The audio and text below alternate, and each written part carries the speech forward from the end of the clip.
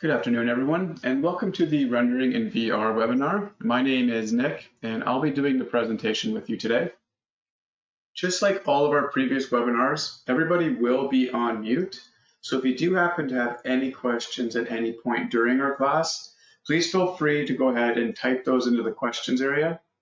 And at the end of the class, I'll go through and answer any questions that may have come up.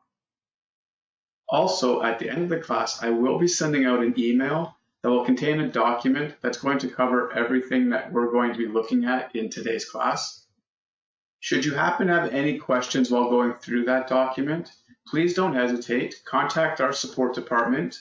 We'll be happy to help you out with any questions you may have. So again, today's class is on rendering in VR. And what we're going to be going through today is taking a look at how to render a scene that's going to create a photorealistic picture for you. Renderings are an excellent marketing tool that can be used on your website, in your brochures, or for client presentations. Getting a good result, however, can require a bit of prep work as well as an understanding of how rendering works and the factors that are involved in the rendering process. We also give you the ability to use VR, and VR gives the realistic wow factor when presenting a space. There are various tools that allow you to navigate through a space while designing or to send to a client as a takeaway of their space to view on their own mobile device. In today's class, we're going to be looking at the material properties. We're going to be taking a look at lighting, rendering settings, the rendering process itself, how to generate a VR view, and then we're also going to be looking at and talking about uploading a panoramic view to your mobile device. So first, let's talk about material properties. So elements in your drawing have materials applied to their surfaces. Every material has finished properties that determine how much that material reflects, emits, and absorbs light. These factors can affect the lighting in a rendered scene. So in our drawing, we can see that I have a front 3D view displayed right now, and we can see that we're using a brick veneer house. So I'm going to select up in the top area, I'm going to go up and I can either select Edit and select Materials Paintbrush, or since I'm in a 3D view, I can simply select the Materials Paintbrush button up in the upper left-hand corner. Once I select that button, the catalog on the right-hand side will now display all of the different materials available to me. I want to use the eyedropper, and I'm going to select the material that we're currently using. So I'm just going to use this little eyedropper button. I'm going to select the brick, and then I'm going to find the brick in my catalog, and I can see the brick right here. When I double click on that brick material, it's going to bring up the materials properties for that specific brick. Now in here, we can take a look at a couple of different options that are going to help us create a nice rendered view of our brick material. So the first thing we want to take a look at is the material type. And this material type is set to generic. Now, the material type determines the luminance or reflectance of the surface. When you choose a material type, only those settings that apply to that type are available for editing. So when I take a look and I look at the drop-down menu, when I look at generic, everything can be adjusted under generic. So this material this material is used to simulate most surface types. This lets you define each of the available factors. So your opacity, your specular, your reflection, and so on, without the restriction of any particular lighting model. If I switch the material type to diffuse, you're going to notice that I lose a lot of the options that are available to me. This option simulates a rough or matte material that appears similarly bright from all viewing directions.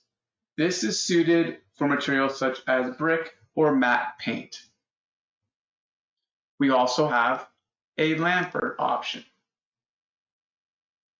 This simulates a matte or non-shiny surface with no specular highlights. Again, this is going to be ideal for materials such as chalk, pottery, matte paint, or unpolished surfaces. And again, you can see it is limited in what I can edit.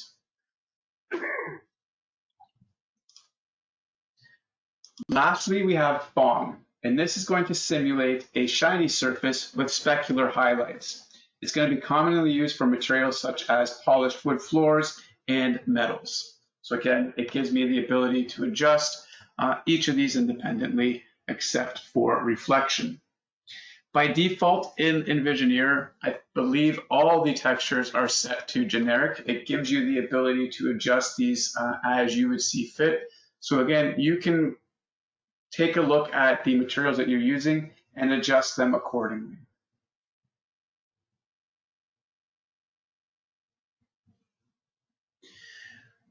Under the diffuse option, we give you the ability to adjust the color or the texture itself. So depending on what the texture is going to be of, it can be a solid color, so if it's like a paint color, or if you're using an actual texture, so an image file, you can choose between those two options.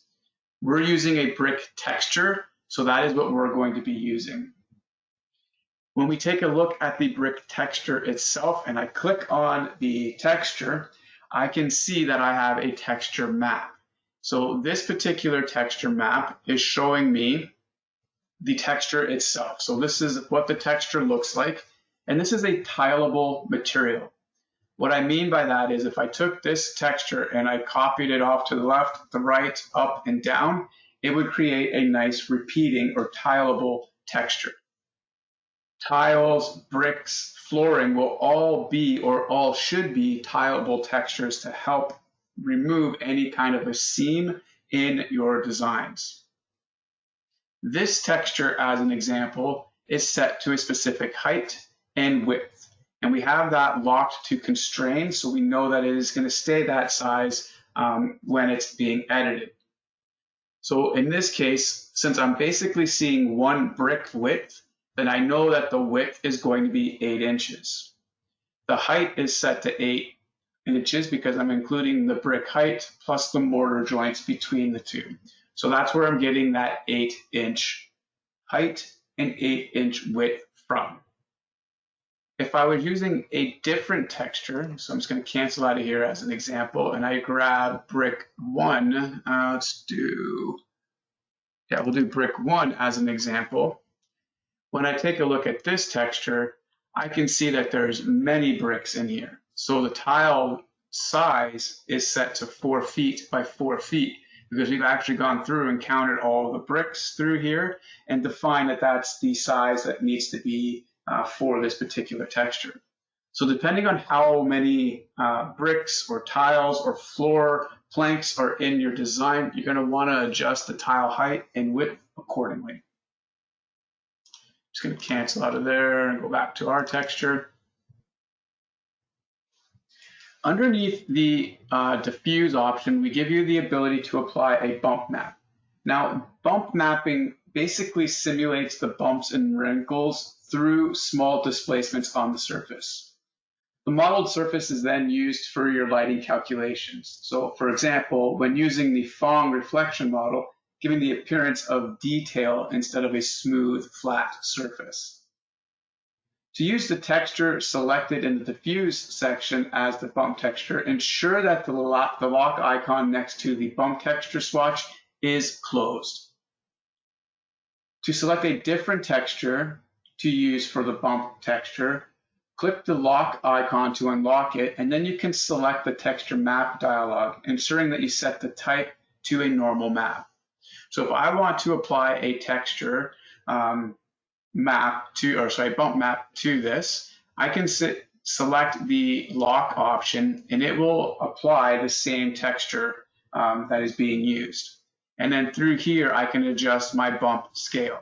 And then by just increasing this, we can start to see it's starting to show the highlights and the lowlights in that texture. So as I bump that up, we can see, I can start to see the dimples and the recesses in that texture. Just to give you an idea, if I delete it, we can now see that all that detail is now gone.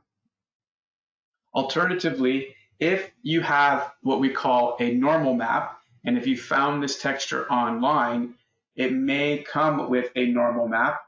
A normal map is essentially a negative or inverse image of the texture you're working with. So in this case, you would be able to select the texture option, find the texture on your computer, and as you can see here, these would be examples of normal maps that we ship with the program. And again, they're just inverse images of the texture. And then you would apply it to the bump map. You do have to make sure you adjust the type from standard to normal map for it to take effect.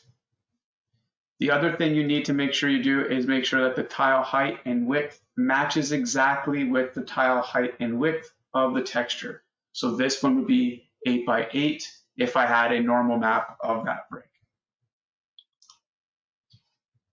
Once you have that specified, it will do the very similar thing of what we were doing with applying the texture, and it actually applies the correct bump map for that, and you don't have to worry about adjusting the scale by using the up and down arrows. It's going to automatically place that texture's bump map precisely for you. Under the bump option, we have the emissive option. Now this is going to be the amount of light given off by a material.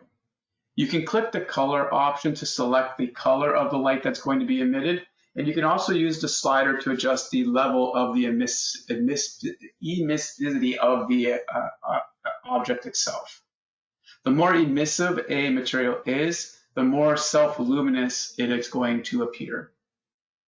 I typically use the emissive option for my light fixtures. If I want the actual glass on the light fixture, I will give it a little bit of an emissive quality just to help it glow a little bit.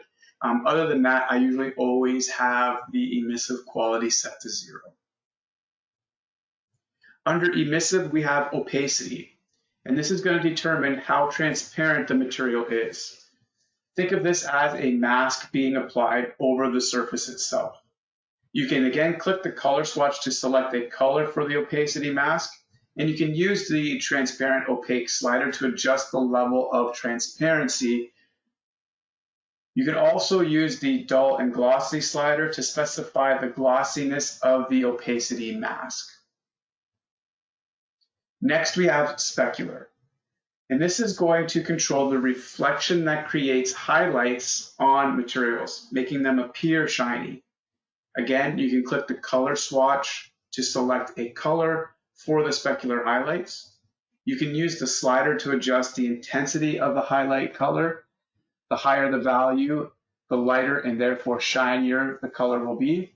And you can use the dull shiny slider to adjust the size of the highlighted area.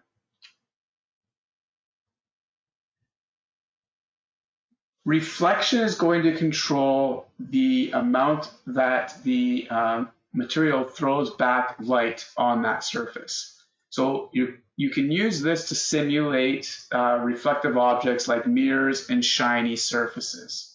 Again, you can click the color swatch to select a color for the reflected light. You can use the slider to adjust the amount of the reflection as well. And again, you have the sharp and blurred option slider to determine whether the surface is going to reflect the selected color or its surroundings. Note that the blurred effect may increase your rendering times as well. Underneath all of that, we have what we call IOR, which is the index of refraction. This describes the way light bends when crossing the material's surface. A value of 1 means the light will not change direction. Selecting a material from the drop box, be that air, water, crystal, diamond, these are all going to be our presets. These will have their own values already assigned to them. You can also look up online different index of refraction values, and you can select the custom option and type in your own value based on the index of refraction value you want to use. We have, again, just a predefined list here, but again, you can search for different options. By default, it should be set to air with all of our textures. And then that brings us to Fresnel. So when this option is enabled, the reflection strength becomes dependent on the viewing angle of the surface. So some materials in nature, like glass, reflect light in this manner. Just note that the Fresnel effect depends on the index of refraction as well.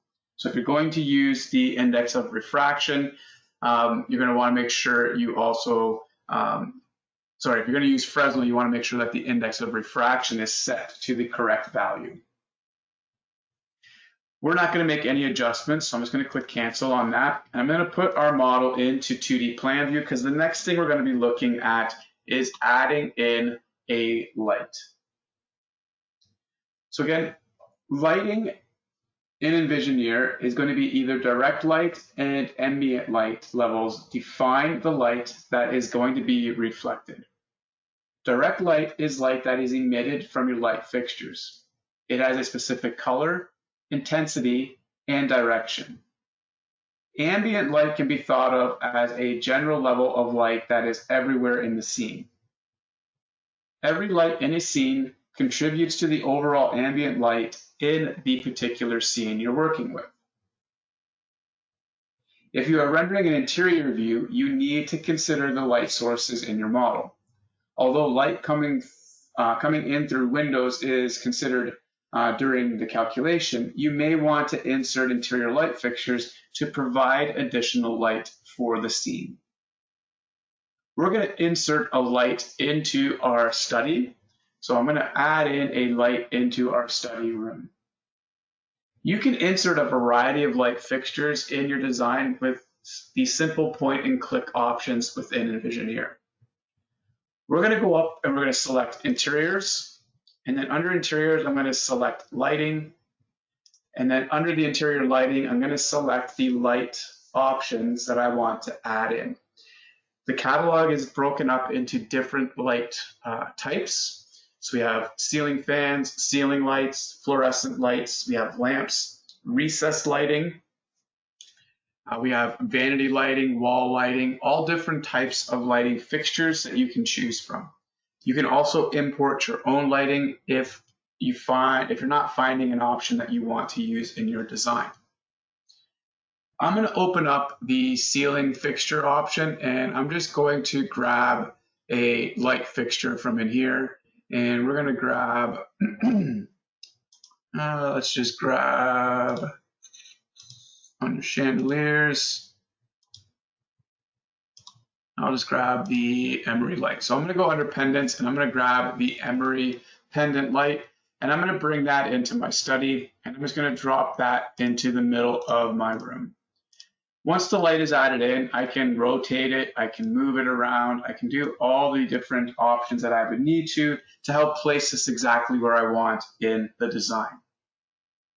Once the light is added in, if I go into its properties, I have more control over how this light is going to look.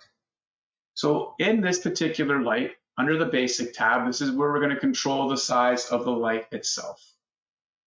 Under the lights tab, this is where we control the light sources that are going to be applied to this light to help cast light in my scene.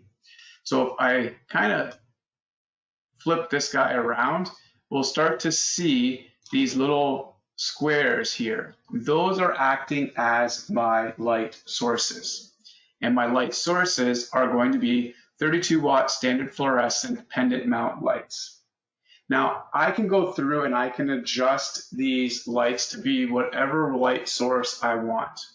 If I click edit, I can adjust it to be a different light source. So if I'm finding that the wattage is too bright and the scene is becoming washed out, I can adjust the light source itself to something a little bit lower in wattage. I can also adjust the brightness percentage, and I usually start here when I'm looking at my lights. If I'm finding them to be a little bit too bright, I will look at adjusting the brightness percentage down, and I kind of just play around with the values. I usually bring it down to about 500. I'll half it, and if it still looks too bright, then I'll half it again, and so on. It is going to be a process of trying to adjust how the light is going to affect that particular room. For smaller rooms, you're probably not going to need a lot of the brightness percentage set really high. You can probably reduce that. For larger rooms, you can probably keep that brightness percentage up to a bit higher. Each one of these light sources is again positioned in relation to where the light bulb is going to be. So in this particular case, I can see the light bulbs inside of my light fixture. So these light sources are going to be positioned near them. Depending on the block itself, I try to always maintain that my light sources shouldn't be inside of my light. It can cause some issues with geometry. So if I have like a glass dome light, I don't put the light source inside the glass dome. I always keep the light source outside of the element itself. So in this case, again, I'm keeping the light sources just below the actual light itself. And when you take a look at it, we can see here that it is actually set to actual values. So I have the custom options set, and I'm positioning it exactly where I want it to go, and I'm using these values to move it around. I can also control the light orientation. So if I want to tilt it up or down, left or right, I can use those values to customize how that light is going to be casting in that scene. I'm going to say cancel on that. I'm going to drop in a camera real quick here so we can see what we're working with. And I'm just going to drop a camera into that room. So here I can see that I've added in that light, and I can see that the ceiling has got a very bright spot on it. So again, just by taking a look at that light, I can tell, well, this is a small room. I really don't need that to be at 1,000. So I'm going to drop that down to 500. And just by doing that, you can see it's starting to decrease the amount of light, the intensity of that light. It's still a bit high, so I'm going to go right down to 100. And I'm just going to say, you know what, I'm just going to make this 100% here. And that will help bring that intensity down. If I was to render this scene now, I would see light coming through the windows and light from the light sources.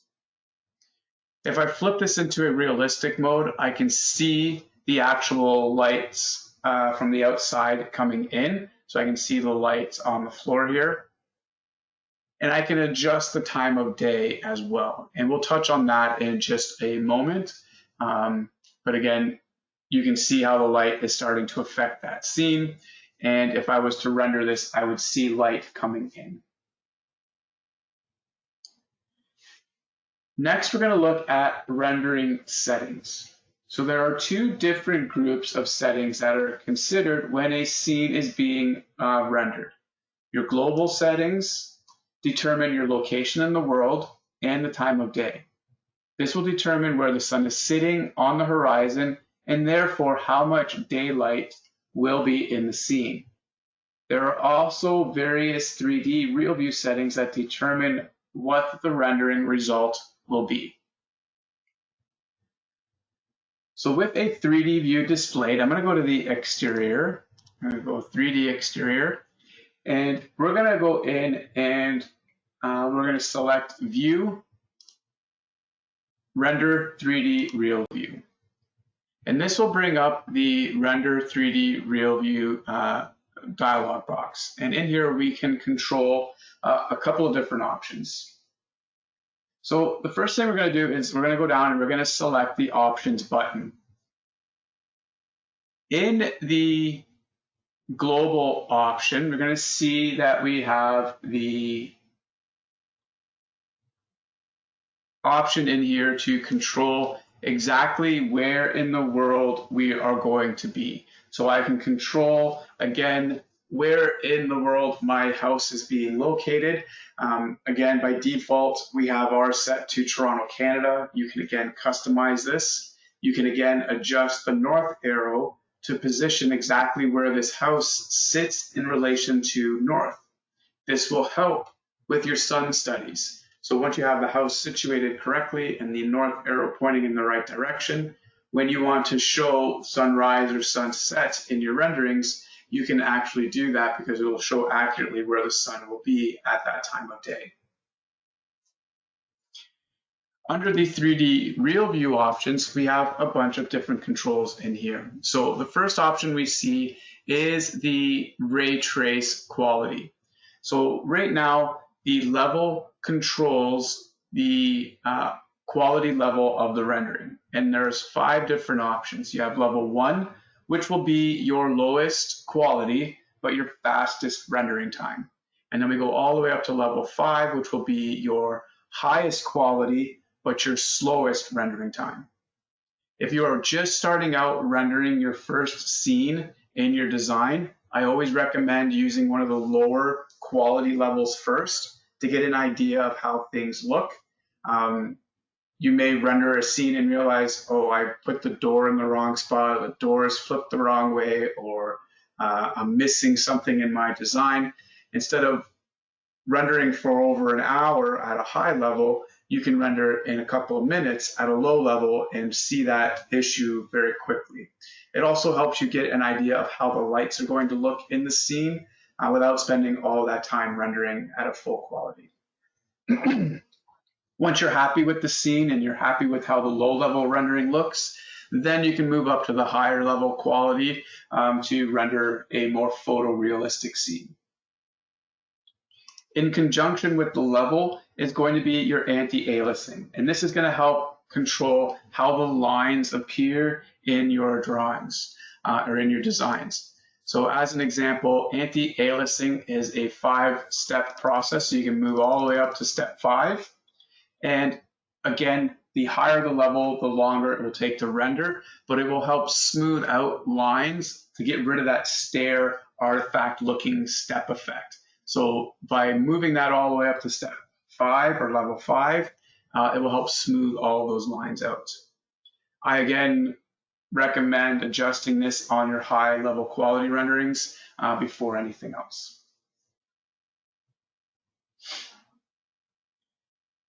Next, we have electrical lights noise reduction. Now, noise in a rendered image refers to areas of graininess. This can happen in interior scenes that mix sunlight and interior light at the same time. Increasing the noise reduction value will reduce the noise in your renderings, although the renderings may take a little bit longer to generate. Again, I always recommend rendering the scene first, seeing how it looks. If you start to see that it does look a bit grainy or you're seeing that noise effect, then adjust the values. Again, do this only after your higher quality renderings. If you're seeing it in your low quality renderings, that's just a byproduct of a lower quality rendering. When you start to move up to the higher quality renderings, if you're still seeing it, then start to adjust your electrical light noise reduction. The skylight noise reduction, increasing the noise reduction reduces the amount of graininess that can occur when sunlight is coming through a skylight in your design. And then we have a tree and billboard intensity, and this controls the brightness or the contrast of the trees and photo boards in your rendered scene.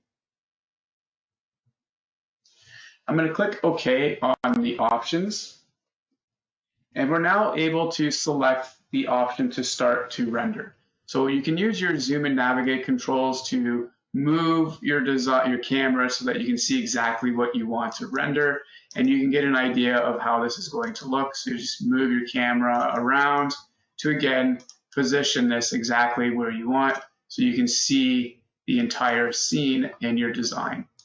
And we're going to render something like this. I'm just going to zoom out just a bit more so I can see the entire front of my design. I can control the size of the image. So how big do I want this image to be? So if I increase the size of the image, it will also increase the rendering time because I'm creating more area to render. So again, take that into consideration as well when creating your scenes. Once you're happy with the scene, simply select Start Render. Once you select Start Render, it will now go through and start to calculate the lights that are going to affect that scene. So not only the sunlight from the outside, but any interior lights on the interior will all be calculated. As it's rendering, you're going to see under the image section a brightness, a burn, and a gamma. These options will help you control the different effects for those particular areas. So the brightness is going to be the overall brightness of the image. Lower values will darken the image, while higher values will make it brighter. You can adjust this value during or after the rendering process. It must be adjusted prior to selecting Save though. The burn option is a parameter that controls the intensity of the highlighted areas.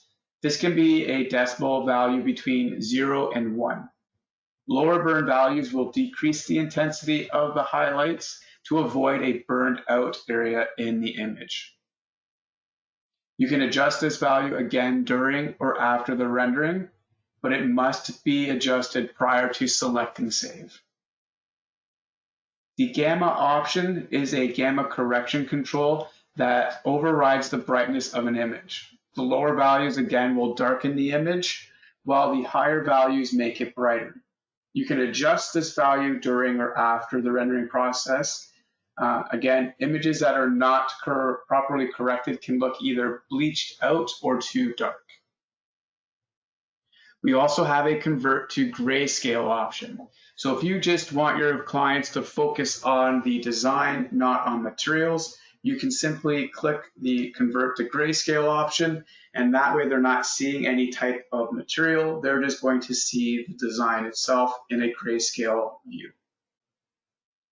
Once you're happy with how everything's turned out and the rendering is completed, you can select the Save option to save this as a different file format in either a JPEG, bitmap, or PNG or TGA format. This can then be loaded to your website, can be added to your working drawing sheets, or can be sent to your clients for their review. I'm going to close all of this down. I'm not going to save this one, so we're just going to go close. And the next thing we're going to be looking at is the presentation and virtual reality mode. So in a presentation mode, you navigate using an external controller, such as a video game controller, or you can use the arrow keys on your keyboard. If you have a virtual reality headset, you can create a 360-degree virtual reality viewing experience for your clients. When navigating in presentation mode, you will not walk through walls or other objects. Instead, you can walk up to and down stairs, step onto decks, and walk through open doors, just as you would in real life. To enter presentation mode, you're going to select the View option, and then you're going to select the presentation mode.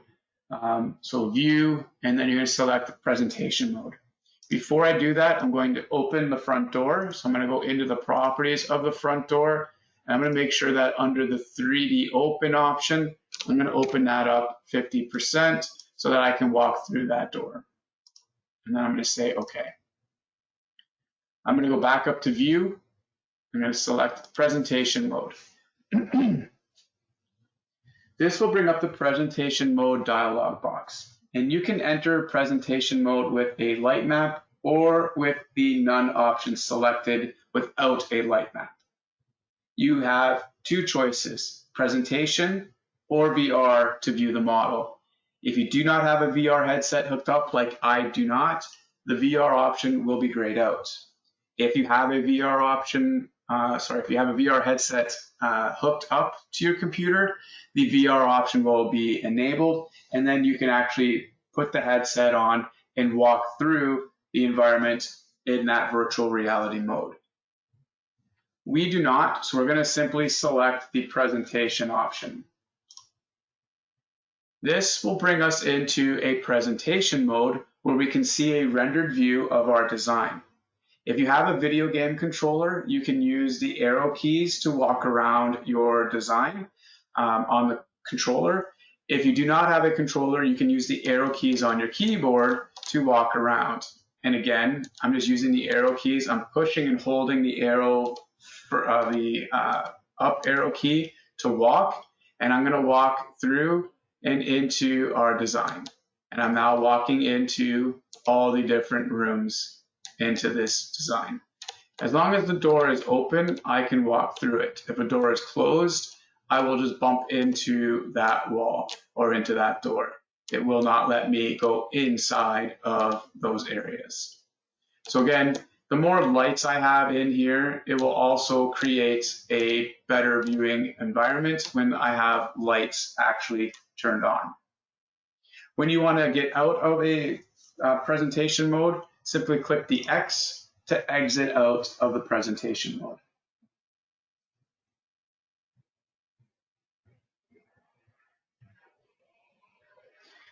So I go back into the into the presentation mode. We went in and we did the light maps and we did the none option.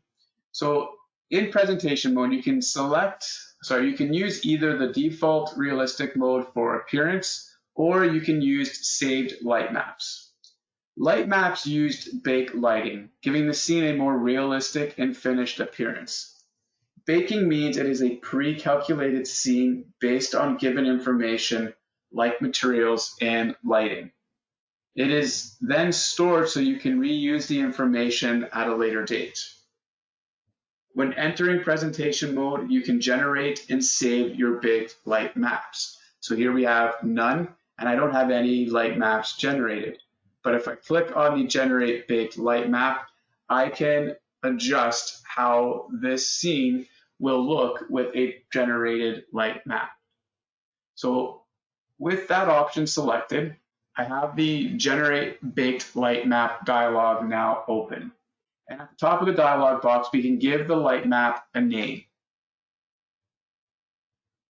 You want to name this something so it is going to be easily selectable when entering your presentation mode. So you can say exterior light map or interior living room, or if you're doing a full walk around of an open area, you can say interior open area. Again, just a generic name for that file that you know is going to be easily identifiable from the drop-down list.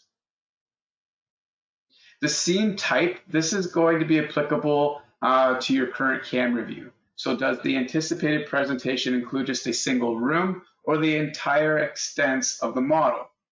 Understanding that the more rooms, floor levels, and interior and exterior spaces that are included in the selection means the longer it will take to create the baked scenes for all of your rooms. You can choose the drop-down list and you can choose from the different options from within here. So again, you have an interior option, which will include all of the interior rooms. You have an interior current location, which will be all of the interior rooms on that particular location. You have the exterior option, or you have an interior and exterior option.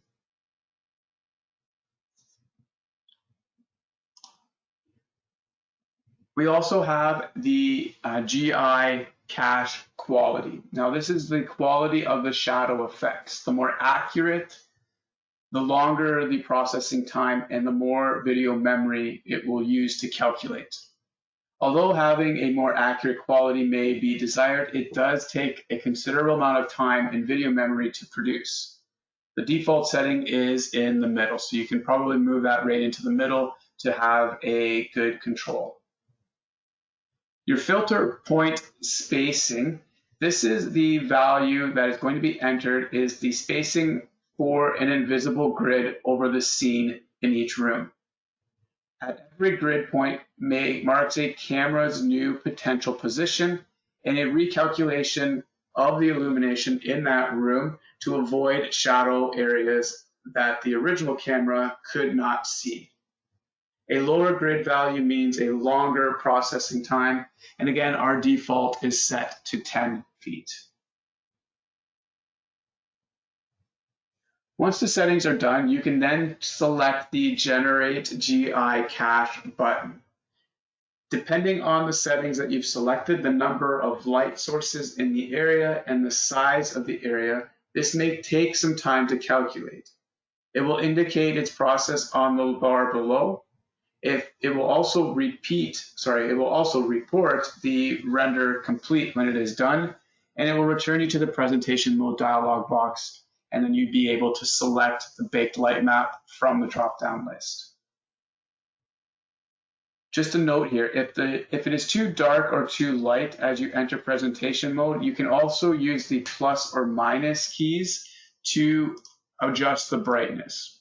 So right now I'm in my scene. If I'm feeling that this is too bright, I can use my minus key to darken it, or I can use the plus key to brighten it. So you can control the brightness using those controls as well. I'm going to exit out of here, and the next thing we're going to be looking at is generating a panoramic view. So in Envisioneer, you can create a panoramic view to export to the HomeView VR smartphone app. This is a great way to share your work with clients, friends, and family. To use the Generate Panoramic View feature, you want to ensure that you are in a 3D camera view, and you want to then select the view and select the Render Panoramic View option. When you have that option selected, it's going to bring you into the Generate Panoramic View dialog box. And in here, there are some new controls. We have the Options button again, which will again allow you to control what you want the rendering settings to be. So just like we did with our rendering our one image, this will give you the controls to adjust the rendering options for the panoramic view as well. When you select the step 1 Generate GI or Generate Global Illumination button, this is going to calculate the global illumination of the scene. You will see a Render Complete message below this button once this calculation has finished. Once it's complete, all we have to do now is simply select the Generate Faces option. So essentially what we're working with right now is a cube. We are essentially inside of a cube. So it's going to render 1, 2, 3, 4, 5, and 6 different scenes, and it's going to stitch them together to create a full 360-degree view of our design. So now I can see that is scene 1, which is the camera off to, or the view off to the side, and it's going to go through and calculate each of those and stitch them together. Once it's done stitching all of these views together, it will give you the ability to upload this to the HomeView VR app. You can then upload your project by selecting that button. In the document that I'm going to send to you, it will give you the step-by-step instructions on how to do this so that you can follow along as you're doing it, because I can't really show those further because it would be done on your phone once we get through to the upload option. So in the document, it will show you again how to step through that, so you can actually upload these up onto your account so that you can send these to your clients and have them take a look at it using that HomeView VR app. For those of you that don't know, the HomeView VR app is a free app that you can download from the Google Play Store or the Apple Store, and it's a simple download. You can have your clients download it, then you download it onto your phone, you upload the images to the app itself, and then you can send links to your clients so that they can see the actual scenes as well. So right now we're seeing a full 360-degree view design, and once it's done calculating, it will give me the option to upload it. And we'll just wait for that to finish.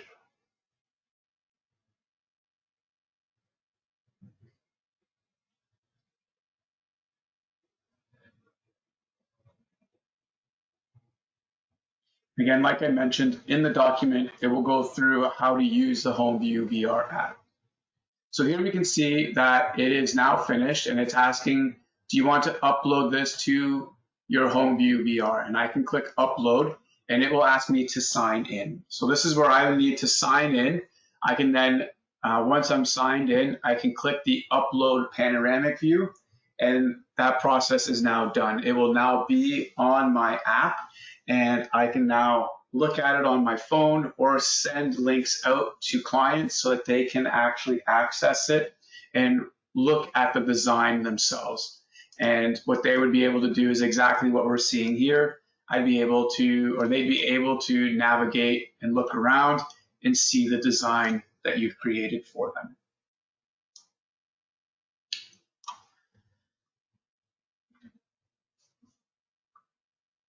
Just a quick note here that if you have other camera views saved that you want to add to this uploaded project, you can add them now or return later to do so. You would follow the same workflow listed that we just went through, and it will allow you to add in additional views for that project. And then you'd be able to show or send the links for those other views, and they would then be able to view each additional room. So if you wanted to show an exterior, a kitchen, a living room, you'd be able to link those all together, and your client would be able to see all of those different views. So that covers everything that I wanted to talk about in today's class. So again, if you have any questions, please feel free to go ahead and type those into the questions area, and I will do my best to answer those for you. While I'm waiting for questions to come through, I am just going to go over a quick overview of what we've covered in today's class, because there was quite a bit. So rendered images are a great way to market your designs and make a lasting impression on prospective clients. To ensure your rendering success, it is important that you prepare your scene and define your rendering settings properly. The most important factor in rendering is going to be your lights. The program considers daylight as well as any light coming from any light fixtures that you've inserted. Different light fixtures cast light in different manners. So you're going to want to play with the lighting to ensure you use the right type of fixture and the right level of light for the design. Materials have properties that determine how much the material reflects, absorbs, or emits light. Create a drawing specifically for the rendering purposes. So when you are ready to render, you can use the Save As option to create a copy of the drawing. Then eliminate any extra information in the copy drawing to reduce the rendering time and the file size itself. The higher the quality level in your rendering settings, the more photorealistic the renderings will be, but the longer it will take to render. For smooth lines, you're going to always want to set your anti-aliasing to value 5. I just want to point out the one comment that we made there, which was the create a drawing specifically for a particular room. So what we mean by that is, if I go into a 3D view and if I'm looking at my front elevation, I want to render the front view of my design. Inside my model, if I've added in all of my kitchen appliances, all of my plumbing fixtures, all of my interior furniture, things I'm never going to see on the exterior, when I go to render this scene, it has to take all of that information into consideration, and it's going to increase your rendering time. Same is true for if I'm just rendering the kitchen. I don't need to see the bedroom furniture or the bathroom plumbing fixtures. So what you can do is you can actually save your file as just a blank shell. So right now I don't have anything added in. The only thing I have in here is some plumbing fixtures for this bathroom. I can go up and say File and Save. I would then go File and then select Save As after I've done a save. And I would say File, Save As, and I would say Kitchen. I would then go through and I would delete out all the plumbing fixtures. If I've added in furniture in the bedrooms, I would delete that all out. And I would then add in as much detail as I want in the kitchen. So if I want to show the knife block on the counter, if I want to show a coffee pot, a microwave, glasses, plates, things like that to help give that view a little bit more of a photorealistic option by adding in all those little knickknacks, I would do that in that particular file. I would then save and render that scene. If I wanted to then render the living room or the master bedroom, I would open up the original file, again, save as, and call it living room or master bedroom, and add the information into those specific rooms. This will help keep your file sizes down, but it will also give you the ability to fully add in all the details that you want for those particular rooms to render to get them to look more photorealistic. So there doesn't appear to be any questions at this point. So I do want to thank everybody for attending today. Like I mentioned, I will be sending out an email that's going to contain this document that will allow you to go through. Should you happen to have any questions while going through that document, please don't hesitate.